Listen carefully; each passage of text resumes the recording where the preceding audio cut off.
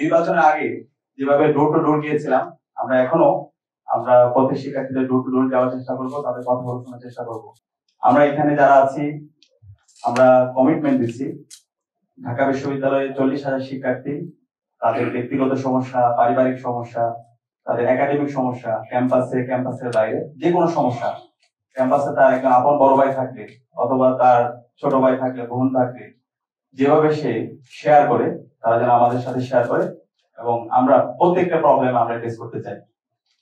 একই সাথে আমরা নির্বাচন হওয়ার পর থেকে আমাদের যারা সহযোদ্ধারা ছিল, আমরা সবার কাছে যাওয়ার চেষ্টা করেছি, তাদের কথা বলে শোনার চেষ্টা করেছি।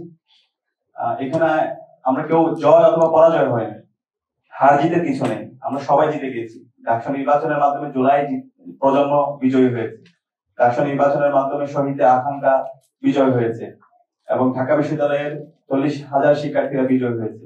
তো আমাদের যারা সহযোদ্ধারা আছে, তাদের যে ইস্তেহার, তাদের যে প্রত্যাশা, সে প্রত্যাশায় আমরা বাস্তবায়ন করবো। তারা প্রত্যেকে আমাদের উপদেষ্টা হিসাবে কাজ করবে। আমরা একই সাথে ডাকসুর সাবেক যারা প্রতিনিধি ছিল, আমরা তাদের সাথে সাক্ষাৎ করছি, তাদের থেকে পরামর্শ নিচ্ছি। একই সাথে আমরা বিভিন্ন হলে যাচ্ছি, শিক্ষার্থীদের তাদের প্রত্যাশা, তাদের আকাঙ্ক্ষা গুলো শোনার চেষ্টা করছি। আমরা নির্বাচনের আগে যেভাবে ডোর টু ডোর গিয়েছিলাম, আমরা প্রত্যেক শিক্ষার্থীদের ডোর টু ডোর যাওয়ার চেষ্টা করবো, তাদের কথা বলে শোনার চেষ্টা করবো। আর আমাদের সম্পাদক যারাই আছেন, তারা ইতিমধ্যে এক্সিকিউটিভ প্ল্যান নিয়েছেন।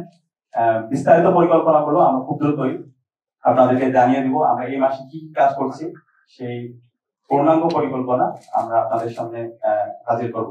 তো সব মিলিয়ে আমরা সবার কাছে দোয়া চাই, সারা দেশের মানুষের কাছে দোয়া চাই, ঢাকা বিশ্ববিদ্যালয়ের শিক্ষার্থীদের কাছে দোয়া চাই। আমরা আশা করছি আমরা যে কমিটমেন্ট গুলো দিয়েছি, প্রত্যেকটা কমিটমেন্ট আমরা বাস্তবায়ন করবো ইনশাআল্লাহ, এবং এর মাধ্যমে জুলাইয়ের শহীদের আকাঙ্ক্ষা বাস্তবায়ন হবে, আমাদের শিক্ষার্থীদের যে প্রত্যাশা সেটা বাস্তবায়ন হবে। সবাইকে অসংখ্য ধন্যবাদ।